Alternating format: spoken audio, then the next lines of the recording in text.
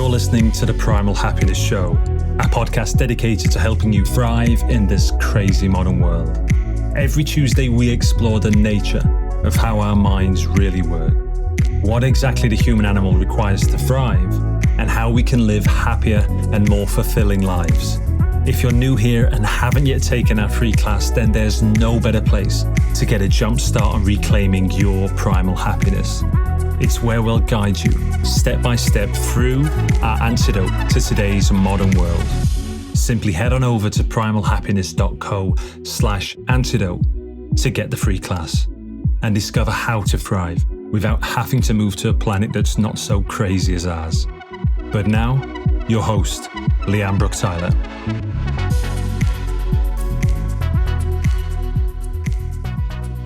Hello, my beautiful people. A huge warm welcome back to the show.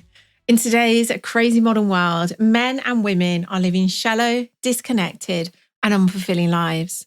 So we created the path for those who are ready to reclaim their wildness and actualize their deepest gifts. Before we get into this week's show, I want to ask something.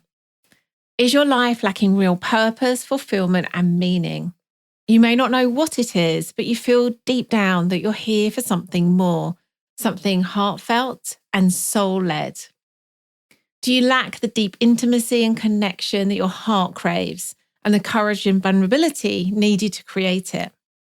You can no longer ignore your heart's desire to be truly met, felt, and loved. Do you keep finding yourself out of integrity, compromising your values and self-expression for fear of what other people might think or say, whilst the dull ache in your gut reminds you of your deep longing to be a living expression of your true self? If you resonate with any of those questions, then it could be that your soul is calling you to an awakening of your wild sovereignty. And our brand new offering might be exactly right for you. It's called Waking the Wild Sovereign, and it's very much the pinnacle of our work. It's the deepest, most intimate, and most impactful way that you can work with us. To discover more, you can go to primalhappiness.co/sovereign, and you can also book an exploration call with one of us to see if this is right for you. If this is calling to you, then I am so looking forward to talking to you soon. This week's show is with Amir Karkouti, and it's a little different to our usual episode format.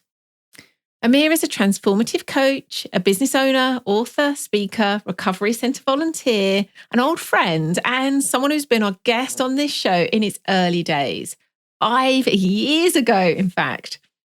This was our first evolution when this show was called the Born Happy Show.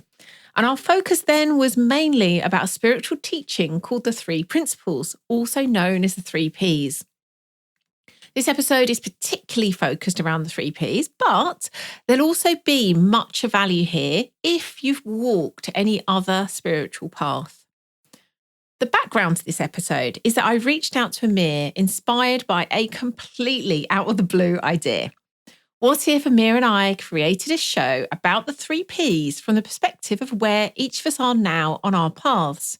Him successfully living, teaching and coaching from a 3 Ps understanding, and me having had a huge transformation 7 years ago thanks to the 3 Ps, spending several years coaching and teaching from that understanding, and then subsequently having transitioned away onto other things. I knew that Amir was someone with a wide open mind and a huge heart, and was someone with whom I could co-create a deep and honest conversation about how we each see the 3 Ps and the community, our thoughts on the struggles and the disillusionment we see show up, life after the 3 Ps, and beyond all the dogma and controversy, the huge benefit we each see in people waking up via this path.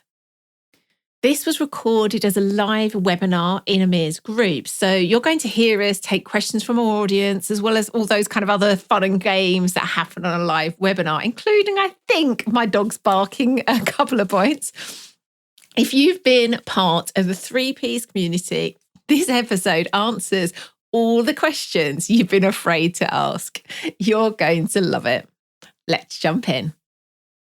All right. Well, I was going to make it a big grand thing once I hit record, but we'll just start like this. So Miss Lian Brook-Tyler, when did you reached out to me a couple of weeks ago and said, hey, we need to do a webinar together. We both have gone through different journeys. I was looking at the last time you and I did an interview. You interviewed me in 2015. It's 5 years ago that around. Wow, of course, yes, 2020. 5 years, wow. 5 years, yeah. And it was actually, I think in February, if I believe. So really close to literally 5 years. Yeah. And at that time, your podcast was called The Born Happy Show, right? Wow, yes, it was. Yeah. Yes. Moved over now to Primal Happiness, which we're going to discuss. So even in the names that we have, even with our journeys, we kind of switched our names and things like that. But, you and I have had different journeys, but similar in the way that we've learned more, we've discovered more, we've kind of pushed and prodded and kind of wanted to see where this journey takes us. And what I love about you is you've never been afraid to ask questions. You've never been afraid to kind of dive a little bit deeper, right? And see whether it's for your own curiosity, whether it's to see what the community, wherever community you're in, what they say. And I've loved that about you. And I feel like that's how I've kind of been in that respect. And for that reason, I think this is going to be an incredible conversation, because when you reached out to me a couple of weeks ago, you said, I kind of want to, where are you with the 3 principles? Where are you with your journey? I have had a lot of shifts and I'd love to talk about it with your group. And I think there's a lot of questions in our community, a lot of disillusionment, so to speak, about, okay, I got the principles. Now what? What do I do? Do I just keep talking about the principles? Am I allowed to do other things like yoga? Who knows? So I wanted to get your perspective because, like I said, you have this aura of confidence, aura of playing in this world with whatever you've been given, whether it's the principles, whether it's the divine feminine, whether it's whatever that I've seen you play with. And if you're open to it, let's start with that. Like, what made you want to contact me to have this conversation? Yeah. So, and first of all, I just want to say, first of all, thank you for your acknowledgement of what you see in me and how I show up. And likewise, the very reason I reached out to you specifically, Amir, is I feel you have this really rare quality of being willing to make your mark, very boldly, even setting up this group with the name it has and the tone it has, real bold move. And yet this real openness, a willingness to hold within that container all kinds of conversations, all kinds of different viewpoints, all kinds of explorations, which I love that so much about you, and really saw this is one of the very few people I could have this kind of conversation with. And I think it's a conversation which, firstly, I'm going to really dig having, it's a really juicy conversation, but I also felt that it's a conversation that I sometimes have sort of in private, behind the scenes, maybe with a client that's come from a 3-piece background, but it's a conversation I certainly haven't heard out there in the wild, in public settings. And I just felt that, maybe it is a conversation that people want to be part of, want to hear being spoken about. So that was my sense of it. I feel like at the moment I'm just sort of setting the scene rather than going right to it, but that was really my motivation, like to have a conversation, not with really any agenda as to like what exactly we speak about, but just being willing to... Oh, my dogs are going crazy. I might need to let them out in a sec. Just being willing to make contact with whatever wants to be made contact with in this conversation, in this setting, in this group of people. And let me just let the dogs out. Yeah, for sure. They're not used to being here at this time of day. Give me a sec. No problem. Felix, really, let the dogs in, please. Yeah, so that's my sense of it. And something else I'll say before we get started is, it's taken me to this point to be able to show up with enough of an open heart and an open mind to have this conversation. A year ago, probably even 6 months ago, I couldn't. I think I'd had a lot of very deep experiences within the 3Ps community, which were, lots really, really valuable, and I'm so grateful for. And then as I kind of moved out of it, I was seeing a lot that felt toxic, even I'd say, to me personally and to people who were kind of stuck at certain places within it. And I was very much in reaction to that for some time. And it's only been, like I say, probably the last 6 months or so that I've got to a place where I have a degree of altitude where I can really see, you know what, there is actually real value there. There's something there that I'm not in a place where I now need to kind of dismiss that or make that wrong. I can hold a space for that and for other things that I see have value or enjoy or whatever. So this is very much kind of been a personal journey to get this point where I can even have this conversation too. So that's kind of what's brought me here to you and to this point in time. Oh, wow. I didn't even know it was like that in the last 6 months you've made that kind of transition. And so from that point of view, and I think that's one of the things we also, both you and I, kind of have inequality is we can be in a group and look at it from an outsider point of view, which I think is extremely valuable. That when you're in a community and you're just kind of, looking at it with your blinders on, you miss a lot. And so the principles as a philosophy, as principles are absolutely incredible. But as soon as humans get involved, it just kind of gets a little bit tricky, I think. So let's go with what you've seen. And let's start with you first. What have you, so let's talk about, first of all, in 2015, when you did the Born Happy show, were you strictly principles at that time? Like when? Yes, very much so. So it launched in, I think it must have been July 2013, I think. And at that time, it very much was so. So you said 2015 was when you came on the show. Yeah. That's right, isn't it?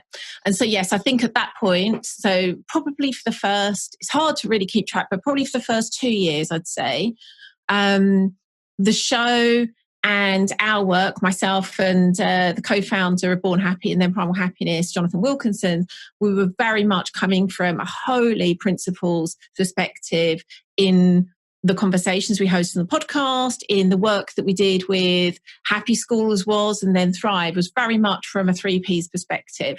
And at that point, I did that with my kind of wholehearted sense of this is the most serving thing that we could be doing for sure. So yes, in the short answer to your question is yes, it very much was at that time.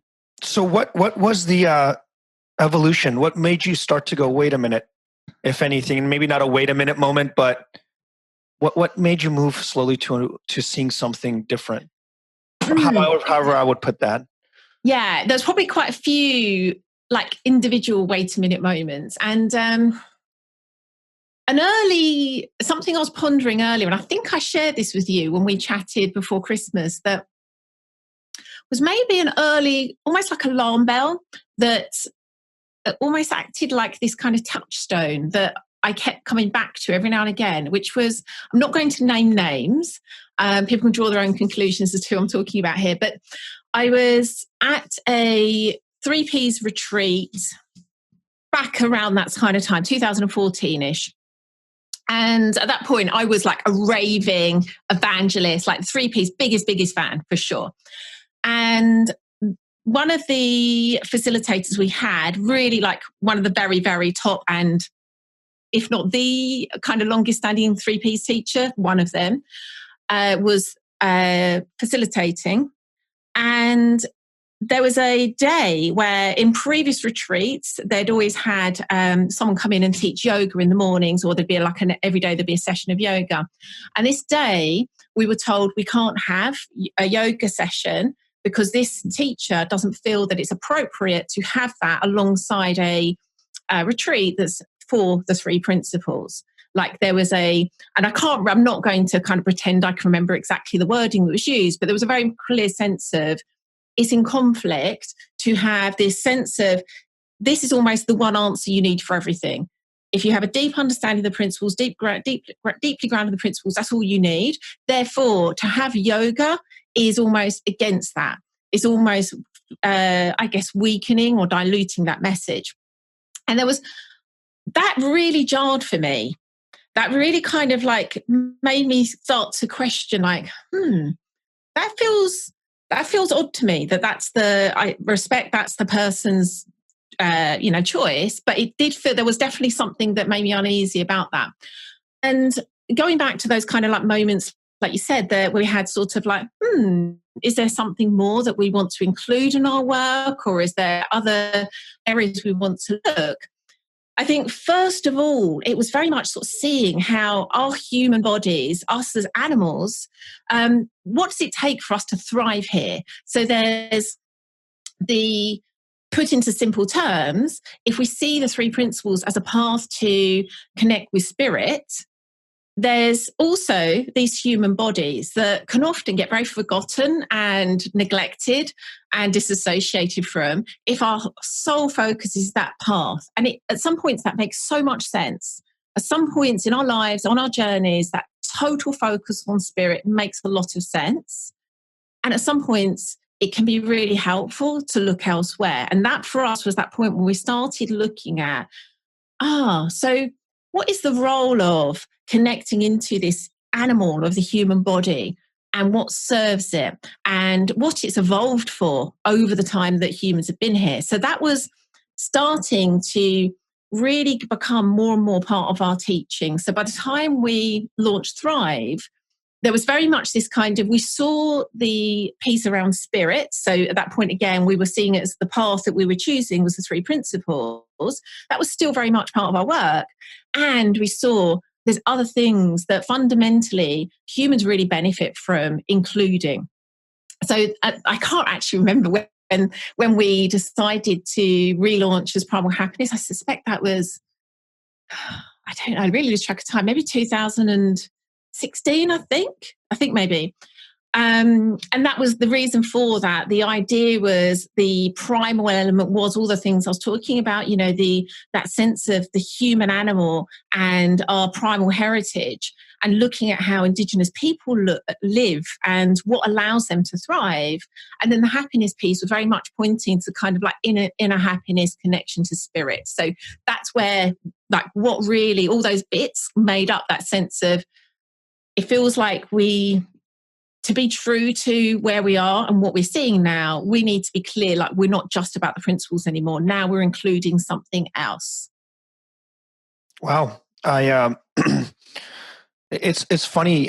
You said that with the, not funny, but with the yoga thing. One of the things about the principles for me that rocked my world wasn't the principles themselves, was that I can get away from thinking and being back into experience, to that primal space, actually, which is ironic that you're saying it, where I had this sense of freedom of being my feminine energy, my masculine energy, crying, happy, like all the emotions were like in high definition.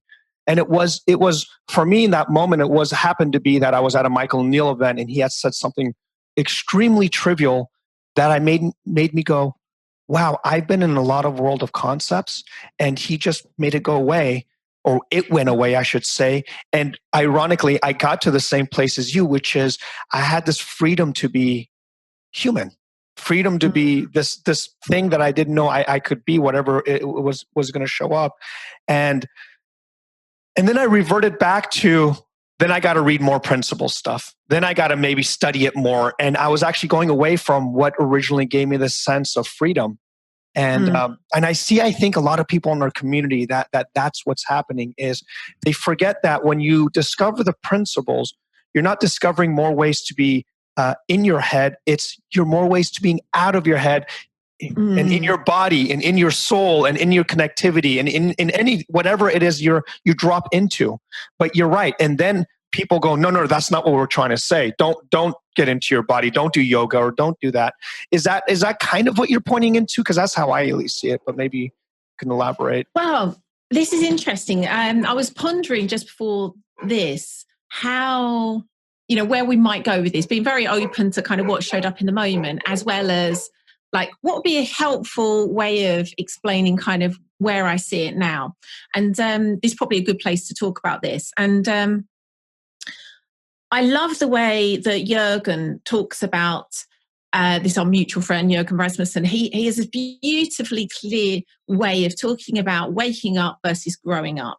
And so I would define that further as waking up to spirit, which is really any of those paths of enlightenment, including the three principles, but many others, like any of those, non-duality, forms of self-inquiry, Buddhism. They're forms of us waking up to spirit. So creating that separation from that being really caught in our patterns of thought, in our kind of very personalized experience, and getting some separation, some freedom where we're able to recognize that part of something that we're, something larger that we're part of.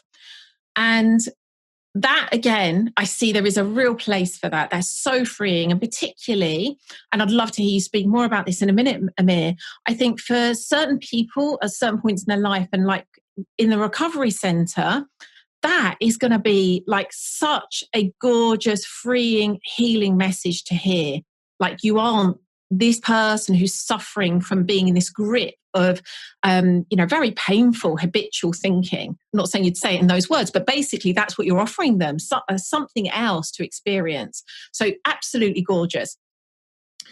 On the other side, and these aren't in conflict, this isn't an either or at all, this is as well, there's this other path which Jürgen describes as growing up. And so a further way to define that, and I love the way the wilderness teacher, Bill Plotkin, talks about this. He talks about it as a kind of like growing up of our ego, not in a kind of let's make our ego even more,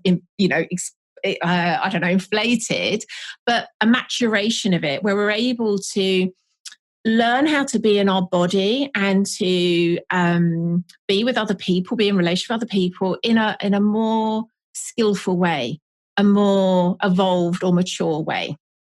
And so there's, that's a lot of kind of more traditional personal development work would probably sit there. And some of this is crossed over, so it's not as clear cut as I'm describing it, but there is very much a path there that if you get too far into one path and not the other, there's consequences there, and they both have real value. The other piece, and I would say a lot of our work that we did with Primal Happiness was in that kind of middle path where we were looking at kind of the connections between communities, between individuals, between our bodies and our environment. The last piece, and this is a bit of a, I'm hoping Jonathan won't tell me off, this is a bit of a kind of news flash. We're just about to go through another rebirth and another new name. And so that I'm actually going to share this, even though it's possible Jonathan's going to kill me. We're literally about to relaunch again, and our new name is going to be Waking the Wild. And this is to honor this like new evolution we've been going on over the last couple of years. But this is, again, us sort of taking stock and realizing, we're no longer Primal Happiness. We're about something else as well.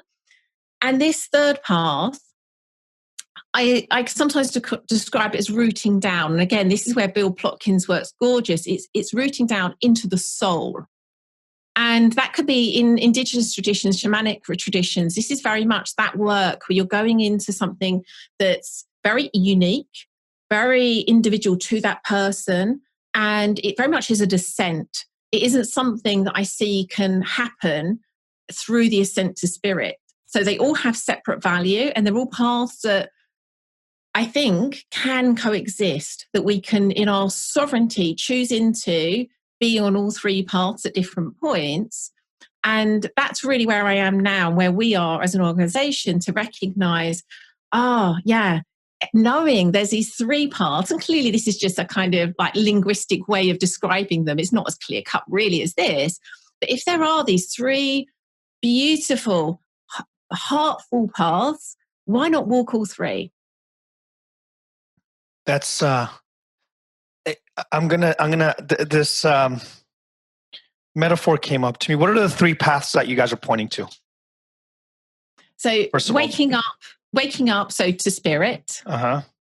Growing up, which you could say is to like, how would you describe it? It's kind of your ego growing up, or ego, personal responsibility. It's hard to do that in such a neat, snappy way, but that's basically growing up as an adult human, and then rooting down to soul.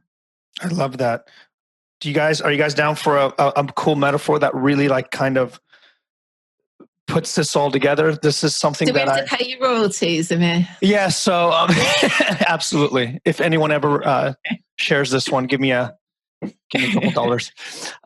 There is this old Zen story that the hand, the feet, and the mouth were going to go on strike with the stomach. Have you heard this one?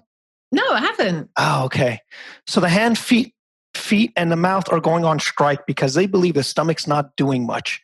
So the feet says, look, I'm the one that does all the work. I have to go walk to the store, walk to the farm, and I'm the one, look, my feet, the feet are tired and exhausted. If it wasn't for me, you guys wouldn't have food. The hand says, are you kidding me? I'm the one who has to grab the stuff. I'm the one who has to go to the grocery store and pick up the stuff. And if it wasn't for the hands who drove you to the store, you wouldn't be where you're at. And the mouth goes, are you kidding me? If it wasn't for me, the food wouldn't get anywhere. I'm the one that has to chew the food. I has to swallow it. And so they all were fighting and bickering, right, about who has the more important role. And they all ended up saying, we're all going to go on the strike because the stomach's not even doing it. He just absorbs stuff and he just, does some funny stuff in the stomach. Well, they all ended up, the foot stopped walking, the hand stopped using it to put it in the mouth stopped chewing. And you can imagine where the story goes, right? Is that the whole organism ended up dying. Because see, when you're talking about waking up to the spirit, growing up to the ego, rooting the soul, there's no such thing as I'm the best one. Because it's not a mechanism, we're an organism. And one of the things that I see in our community is it's become mechanistic. It's only the principles. So forget about yoga. But there's so much, that's kind of like the hand saying it's not the feet, right? It's an organism. It's a symbiotic relationship. And so that's why, like when I go to my community at the recovery center, and I say a joke, and there's a belly laughter. 10 years of the principles can be resolved with one belly laughter and them seeing something from that space of in the moment experience, in the moment, like primal, like laughing that you can't get from simply a teaching, right? And not saying you can't get it, but you can also get it with something like that, a very deep cry, a very deep laughter, a very deep confusion, a very deep anything, right? And so what I've discovered in what I've seen moving forward is the principles are definitely for me the foundation, right? When I say the foundation, the principles to me is the feet and the hands and the mouth and all of it as well, but you cannot dismiss the whole body as well. You can't dismiss one piece of the body. And that's one of the things that I think you're pointing to. And it's funny that you mentioned 3 things. And I'm like, that's so funny because the Zen story talks about the 3 body parts, right? And the 3 principles. And everyone has this thing with the 3s. But I think stepping away from what I've seen, I'm not stepping away from the principles. I'm stepping away from the ideas that people share around what people think the principles are, what spirituality is. It just seems, and even non-duality, now that's come into the scene. And what I'm hearing or what I'm seeing is everyone's talking about the best apple pie recipe online, but no one's actually tasted the pie yet. They're just talking about, well, no, if you add 2 eggs and the non-duality says it's not 2 eggs, it's 1 egg, it's the one perfect egg. And that's and so if you have that egg to cook with and someone's saying, no, you need to add butter. And then there's someone, and everyone's arguing ingredients, but no one's actually made the freaking cake. And what is making the cake? Going and being in life, doing yoga, hugging having sex with your wife or husband, being in nature, smelling the salt, smelling the ocean. And to me, that's a organism at that point. The whole experience becomes spiritual. I don't know if I'm making sense. This is just coming to me right now, but the whole experience becomes spiritual. And that's why when someone says, no, don't do this because the principles are the only way. Well, what are the principles at the end? What I'm seeing is if any ideology becomes a conclusion about life, it's going to miss the point. Because at the end of the day, what we're trying to point to is that this experience is fucking amazing. Now, whether you find that through non-duality, whether you find that through bicycling, whether you find that through a divorce, you will see something, right? It's not, and that's what they. So when you say it's really good for people in my recovery center to hear the principles, it's not the principles that changes them. It's that they actually get back into life. Mm-hmm. That's what moves people. It's not, oh, I went home and now it's mind, consciousness, and thought. It's, oh my God, this is the first time I've seen my wife from this point of view. It's the first time I've gone to my job from experiencing it all and not being afraid, or being afraid and going through the experience. In other words, the totality of their experience looks different from a new light. Yeah, so, I love that. I love that. What was coming to me as you're talking, I was thinking dogmatic about an ideology. And as you were just speaking about, I think this is actually true for pretty much all spiritual traditions. There almost maybe needs to be a bit of dogma there for it to kind of give us that focus and that sense of like, this works, this is true. Maybe there needs to be some dogma, I don't know. But I think there also can be, and I've definitely been guilty of this in the past, almost such a rejection of that, that almost becomes dogmatic. And again, going back to what I was saying, I think it's taken really the last 6 months or so for me to let go of that kind of dogmatism against dogma. But I think the more we're able to get that altitude, that sovereignty, to be able to see all of these different parts, all of these different aspects of, as you say, that organism, that gives us such great choice. And that could be, if we again see that there's a real point to following the path to spirit.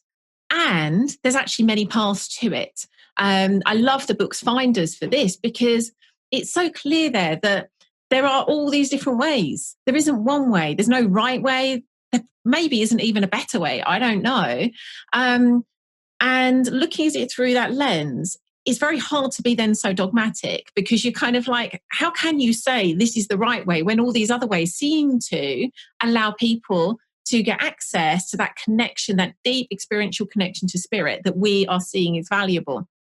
So I think that starts to create a bit of humility and a bit of openness, which is, I think, a lot more helpful than having to stay in this rigid box of this is the only truth and this is the only way this truth can even be spoken about, which is where we start to get, isn't it? Where people start to correct, oh no, it's not thought with a lowercase t, it's thought with a capital T. Actually, thought doesn't even exist because it's all oneness. It's like just recognizing maybe all of this is nonsense, and it can also have value if we just decide, this is the path that I'm empowering. This is a path that I'm seeing could create that connection that I'm looking for. And it's, again, going back to my kind of wider point, it's not the only kind of horse in town either. That's going to give me this. And there's these other aspects which we can play with if we're interested in. For me, there was a real, having had some very, very deep spiritual experiences where it was just undeniable to me that there was something far greater that I was connected to. There were points where that was just such a deep part of my experience. I had no doubt. And I thought that was everything. I thought that was all there was on offer. And then over the last couple of years, getting that sense of what my soul is calling me to, what my soul desires, I had no idea that even existed. And it's not to say everyone has, it's not to say, again, this is like a truth. It's not to say that everyone has to have that experience, but to even know that's on offer, even to have an opportunity to experience that, again, to me, has some value. Yeah, it's, and just for those that are here, please, if you have any questions or any comments, please raise your hand. We'd love to hear from you as well. So let us know if you want to. Yesterday, I went to my recovery center yesterday, and I was talking about the principles as I do, or whatever comes up at the time, or it was on Monday actually. And I could see in the middle of it, there were just people were kind of veering off, and they were getting tired, and it was a Monday, so and I'm the first group in the morning. And I happen to have a magic trick in my pocket. So I brought the magic trick and I said, I'm going to do a magic trick. And I ended up doing a magic trick. And I got a standing ovation and people were clapping and laughing. And at the end of the group, this one of the ladies came up to me and she said, I heard what you were saying about the principles, but I understood it when you did the magic trick, because when I'm busy being curious, when I'm busy being happy, when I'm busy being in the magic trick with you, I forget that I'm an alcoholic. I forget who I think I am. And I said, that's the principles. That's what we're pointing to. Now, again, so would I go tell people, go learn a magic trick and then no, that's not what I'm pointing to. But at the end of the day, what I'm pointing people to, I could, and it's a great way, actually. That's why magic is so appealing, is because it messes with our senses. It makes us question our reality. It makes us very curious and it gets us very involved.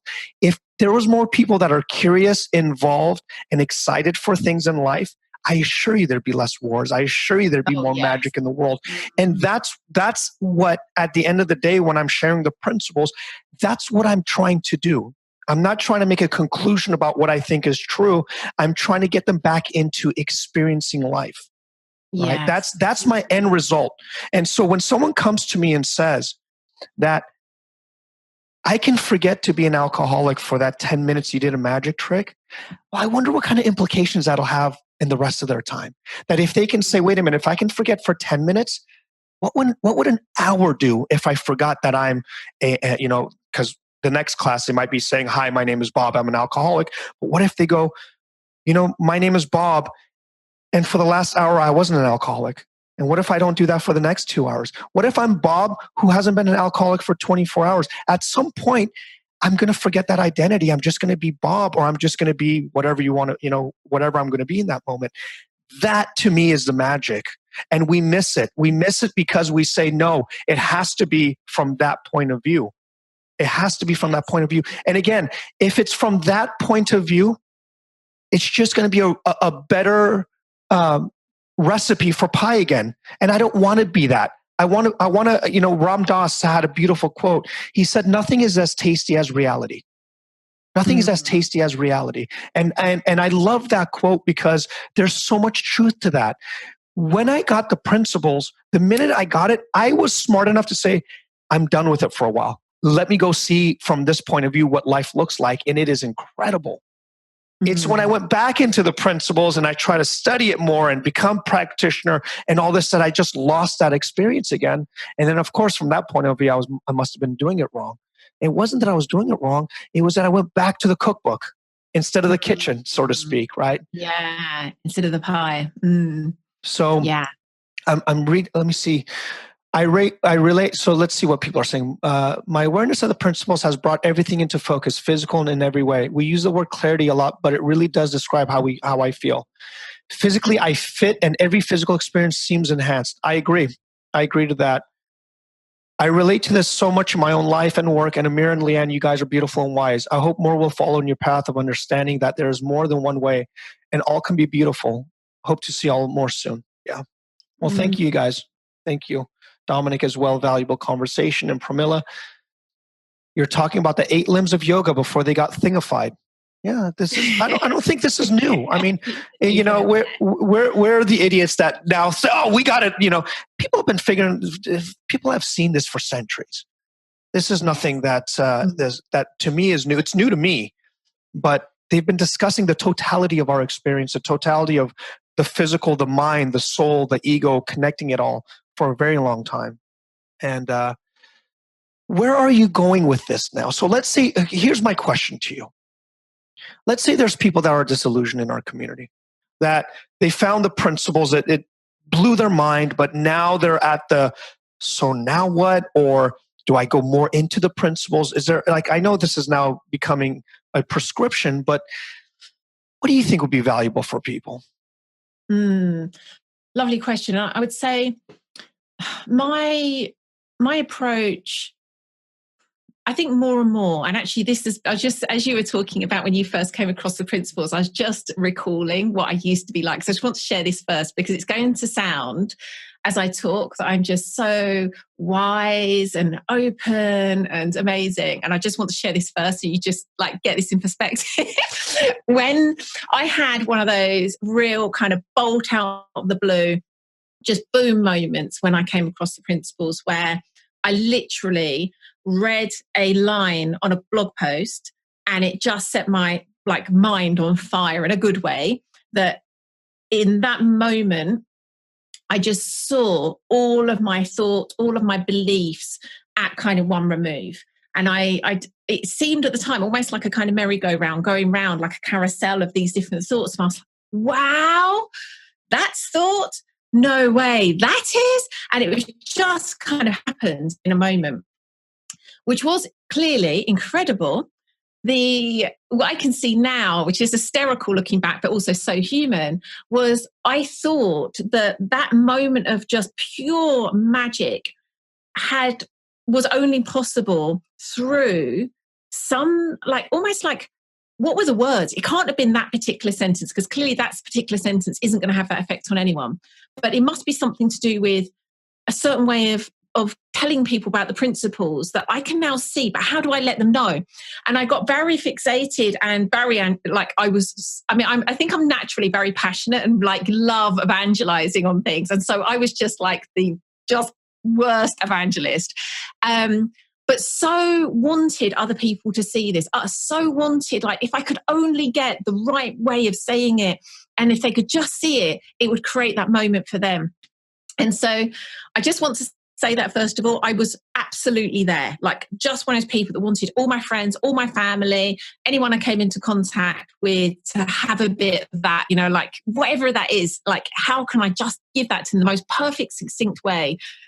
And then over the years realized it wasn't quite as simple as that. So I just wanted to say that first, to say where I am now, realizing like, yeah, it just doesn't work like that. Just absolute nonsense. And more really recognizing the importance of treating people with real love and compassion, yes, but also not not treating people as children or victims. You know, we've all got this part in us that's so powerful, so sovereign, and really recognizing that in another human being, respecting that, and kind of like helping them to call that forth, so they're actually making those choices for themselves, so they're not locked into, if I could just listen to this teacher more, or follow these instructions more, or just find what the next right step is.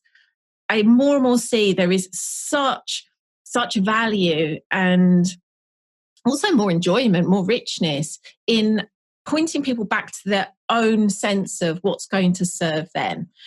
So I just want to, anything I say after that point, I really want to like make that clear. I have no flipping idea what the right path is for anyone.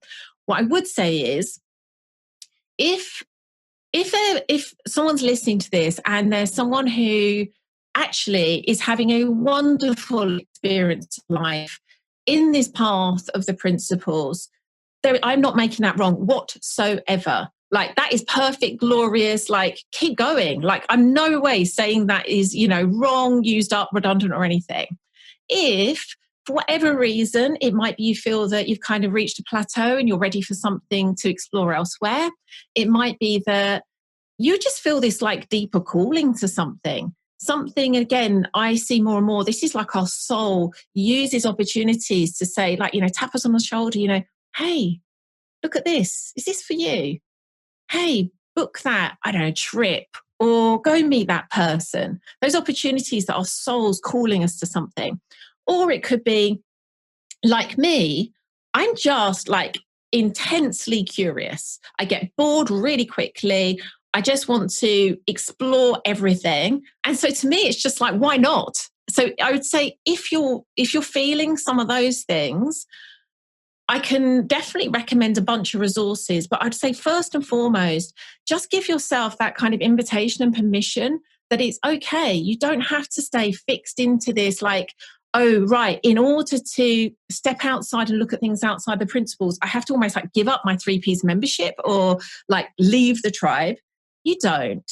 I have a lot of my clients, my one-to-one clients, and also people that have joined our groups, Waking the Wild Masculine, Waking the Wild Feminine. I'd say the majority have come from a 3 principles background. Some of them past, some of them current. And they can do both. We're never going to say to them, like, drop that, leave that. No one's going to, we talk about jokingly the 3 Ps police. They don't really exist. No one's going to come and boot you out. So it's okay. Just give yourself permission to follow your curiosity, follow those nudges, those signs, whatever appeals to you. That's okay. You can do both. You can do it all. Yeah, I love that. And Mary has Mary, will you jump on real quick? I think this is a really important one. And I'd love to hear what you said, so I don't have to read it. If you don't, unless you want me to read it. Yeah, sure. No. Oh, hey. Hi, how are you? It's good to see you. Hello, Mary. Hi, Lian. Long time no talk. Yeah. A lovely elfin face.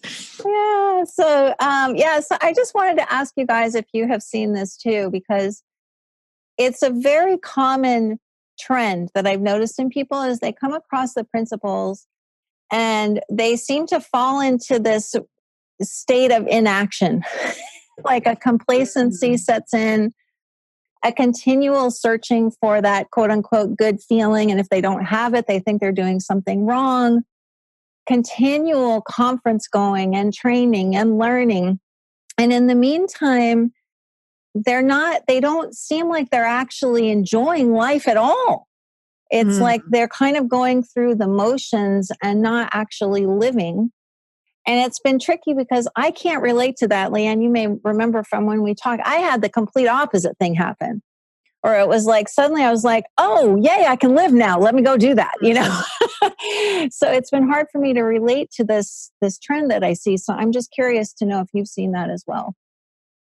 Yeah, do you want to speak to that first?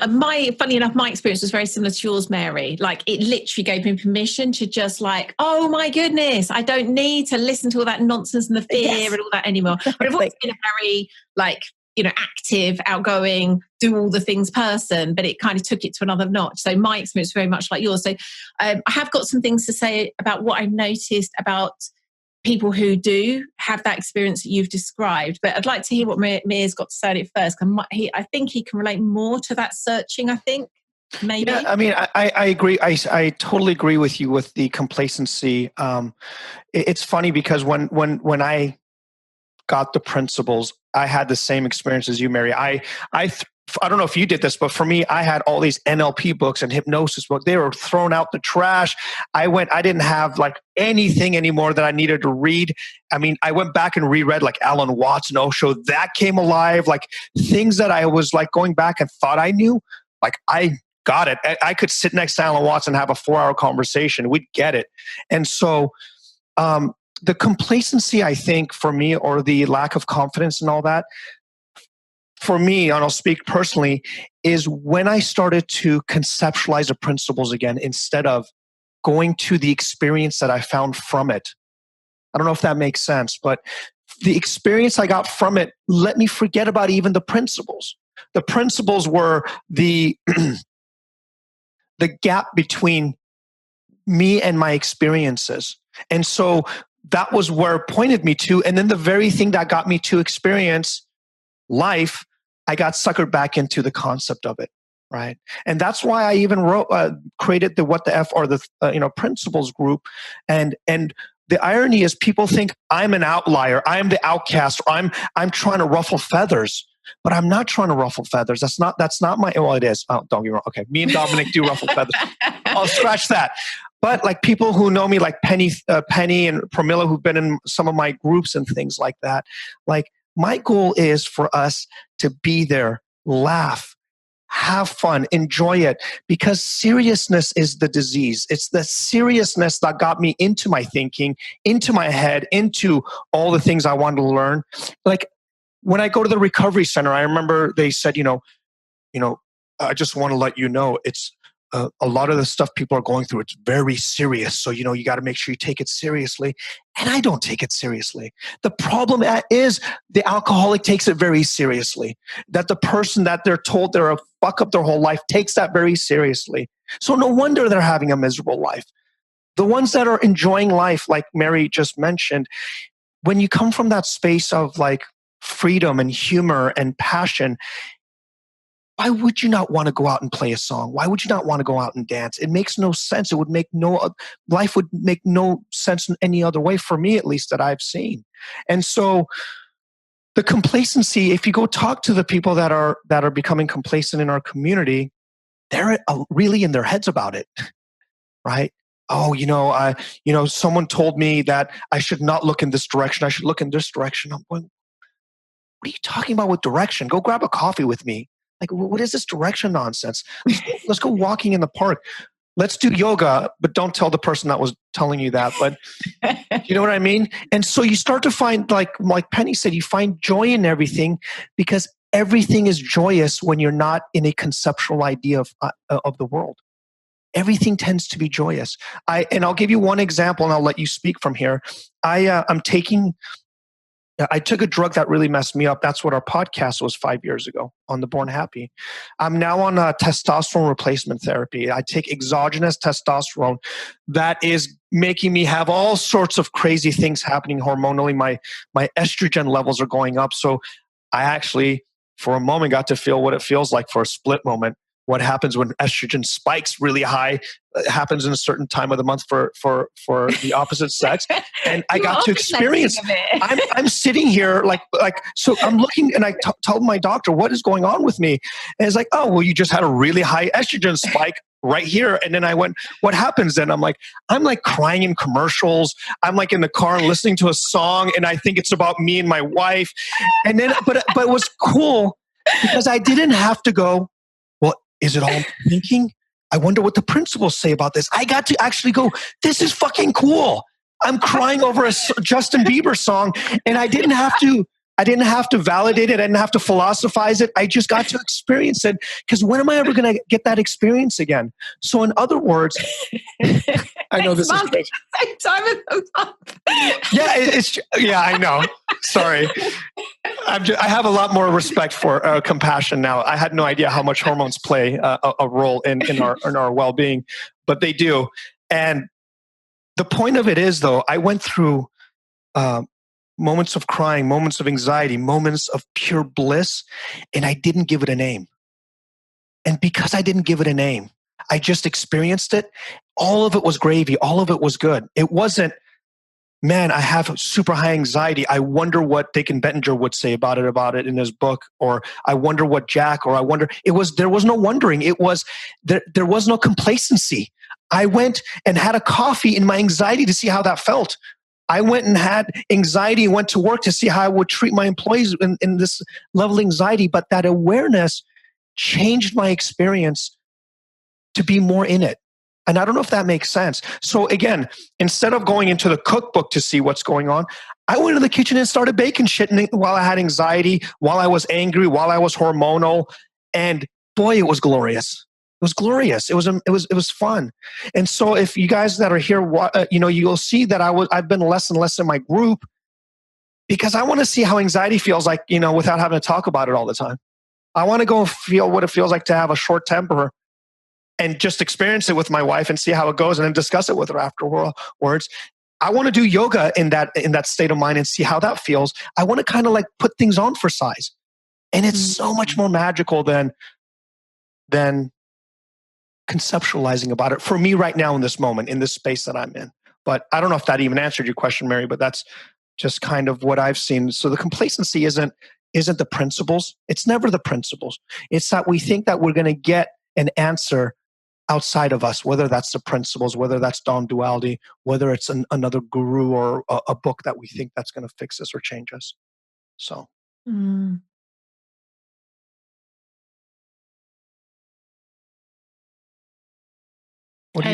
going to bring Mary back on, or shall I? I'm hanging on. I'm not sure if you wanted me to speak to it, or yeah, I'd love to hear your. I love what you've just said there, Amir, and I was pondering what I'd noticed that was different between those two experiences. And I want to say, first of all, it's if you're someone who's had the experience as you're describing as Mary, like where it just seemed easier to take action and more confidence and more joy. It's very easy to, and Mary, I'm not making you wrong for this. I can see you're actually trying to understand, what is going on over there. But it's easy to do that from a place of like, just get with the program. Why can't you just like be in the experience? Like, let go of all that. And of course, it's rarely that simple. When that's what makes sense to us, there's a reason that makes sense. And I love what you're saying there about kind of just being willing to be in the experience. And what I see over and over again, almost no matter what kind of path we're in, what work we're doing, what we call it, is over and over again, the very real role of taking inspired action, or sometimes just taking any action. And in that act of just doing something, putting one foot in front of the other, baking the pie, whatever it might be, the willingness to, and sometimes, it's not just the willingness, it's the ability to. Sometimes when it's something so trapping, so painful, I totally get it's difficult. And when you're being fed this, like, it's not about taking action, it's just about understanding this more deeply. It's about being more grounded. You're actually being talked out of taking action. And yet, again, I see the more and more we're willing to step through that, whatever's in the way, the fear, very real fear that could be showing up, the very real discomfort in the act of being in the experience, we get to feel different things, we get to see different things, we get to expand. And that, I think, is the real difference. And I think, again, us even just having conversations like this where we say, it's okay to take action, whatever that might be. I mean, sometimes we talk about this, like I remember back kind of in the days where I was kind of really in the principals community, it was like some forms of action are okay, like going for a walk or having a shower and getting an insight that way is okay. That's not a doing. But any other kind of action, that's a doing you shouldn't be doing. And I'm making fun of this, and it's a bit farcical. But honestly, I have heard, as I'm sure you have, some very real kind of you shouldn't be taking action. It's about just understanding more, listening to more teachers, listening to more talks. And I think sometimes that's perfect. And I think this conversation that you brought here, Mary, about the very real benefit of just taking some action, whatever occurs to you, often can actually be the thing that starts to free things up.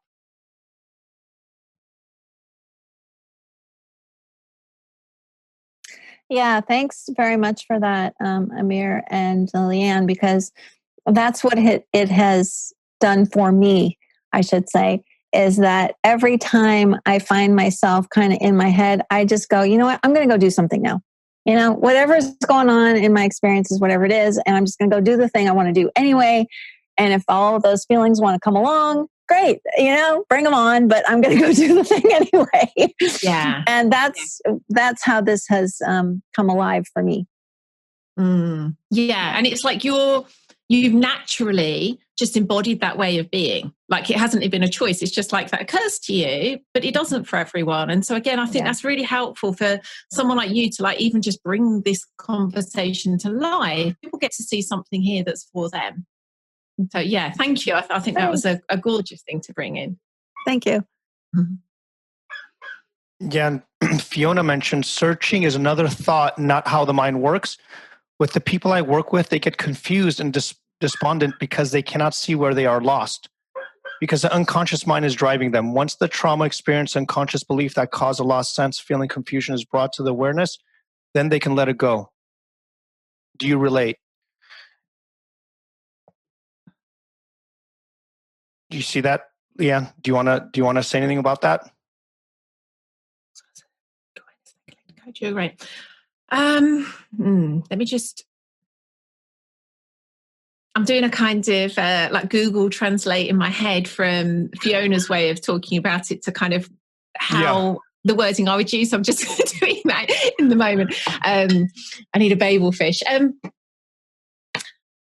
something that just really struck me, that was just an aside, is that, isn't it interesting how when we're like really deep in a particular paradigm, teaching, way of doing things, like that feels like you see everything through that filter. Of course, that's how we work.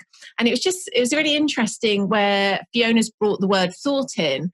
And going back a few years, I feel like, pretty much every podcast I did, every coaching session I did, every webinar I did, I'd be using the word thought over and over again in all sorts of ways.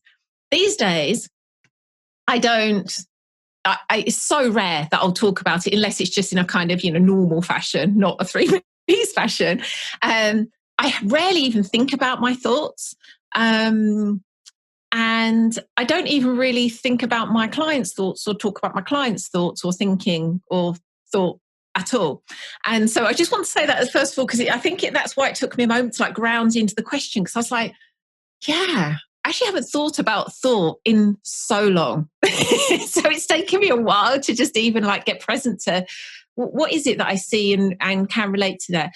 What I would say, and I think this is something that isn't spoken about much in this community, that is a real piece of gold in what Fiona's saying here, is that whilst we have, if we kind of like, and I'm not saying this is true, we should see it this way. Sorry, my children just let one of the dogs back in. Let's hope he behaves. If we agree that there is a thing called subconscious and a thing called conscious, even just for the purposes of kind of like making sense of our experience, there is going to be things that affect our experience that we're not going to know are affecting our experience. Things that you could call that your blind spot, you could call it shadow, you could call it subconscious. And again, not recognizing that is always going to be there playing a part, I think it's really helpful to know. Not to get fixated on that, not to that then make that the only thing we talk about, but just to even recognize that part that we're conscious to is likely to be a small aspect of what's actually going on, everything that's at play.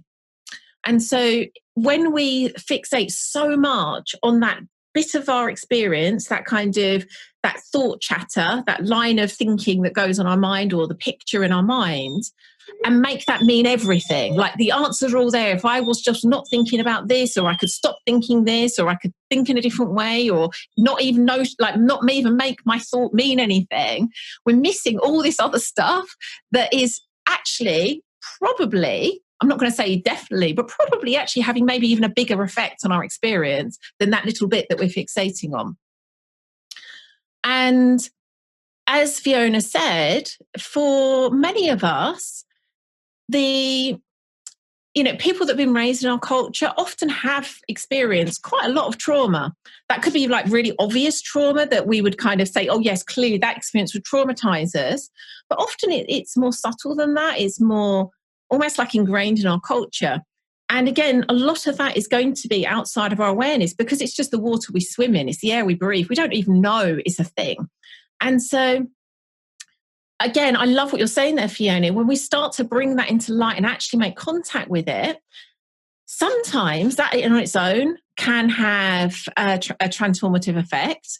Again, I would say often there is that like magical ingredient we just spoke about taking action. I like see over and over again, like we'd love that not to be the case. We'd love to have those like, oh my goodness, I've had an insight that changes everything and I never need to do anything.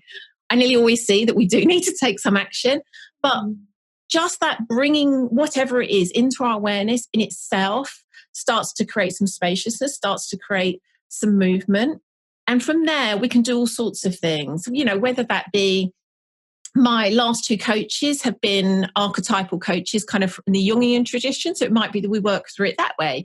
It could be that we do it via kind of somatic therapy, body movement, that kind of stuff. It could be anything, but there is something very valuable in that recognition that, yes, some of my experience is at the moment outside my awareness. Bringing it into my awareness could be really helpful. So I think in my own language, I do relate, and I agree with you, Fiona. So hopefully I haven't just completely made it about something else, but that was my sense of what you said meant to me, and I thought it was a gorgeous point. Thank you. Awesome. And we are down to the last minute. That was Oh, quick. Isn't that Mm. crazy? I had such a good time. This has been a very different kind of chat. I'm not used to this kind of conversation, but I love this one. This was really cool. And hopefully I don't get banished from the community. But, and for those that are like, and I think you believe, I believe you said it as well. This is not a bag on the 3 principles. The 3 principles to this day are still life-changing to me. I think there's, the exploration of itself.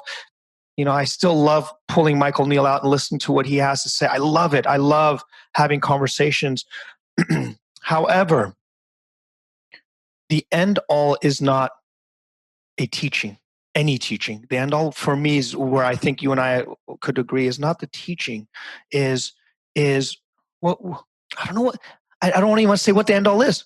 That is the conclusion that I've come up with. Is the end all is not the teaching. Go have a nice day. Like I wish I could say, so you should do this, but I don't have that end bit yet. And I think that's the beauty of it. And that's what I'm seeing more and more is if that's not the end all, what is it? I don't know. Let's go have coffee and find out. Let's discuss it. And let's stay up till 3 a.m. and laugh about it. But in that exploration, in being connected with Lian, in you contacting me in an email and saying, let's chat about it. That to me is living.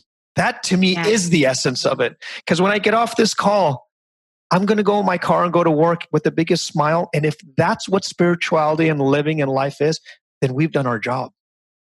Yeah, I love that. We've done our job. So, Amir, yeah. We've not spoken about your hair. Well, I'll do something special for the group. Okay, so how about that? We'll stay tuned. Is that fair? Yeah. So for those that are wondering what that means, hair today, gone tomorrow. It doesn't really matter, but we'll discuss it in my group in a little bit, and we'll talk about why that is why the hair is always a topic of conversation. But on that note, okay, there are many more ways to skin a cat, as my brother used to say. Yes, and then great call. Also, Rui said, "Spirit intelligence has no language." I love that, and I agree with that. And yeah, you guys. It has hair. It has hair. It does. It gets a bit hairy once there's no language involved. And no matter which way you do it, the cat isn't going to like it. Dominic, of course. And you guys, thank you so much. And hopefully, I've been out of the loop for a while. I haven't done a lot of these. And I'd love to do more. And so, Lian, if you want to come back on and do part 2, I'd love to do that. And if there's any questions, comments, ideas, please leave us, some in the bottom. And then this has been recorded, so this will be up on YouTube as well soon. So. Yes. And I would love to, if there's an appetite for it, if there's questions or topics that people would like us to talk about. And I love the way that this was really kind of, it wasn't just us. I love the fact we kind of had a group conversation. I'd be more than up for that for sure. Yes. And then for those that... I got offered to speak at the Viva event in Spain. So I am working on going to that. And you guys, whoever shows up, you will see it's a different principles conversation than you're going to be used to. And I think that's why they invited me. And I'm really grateful for that.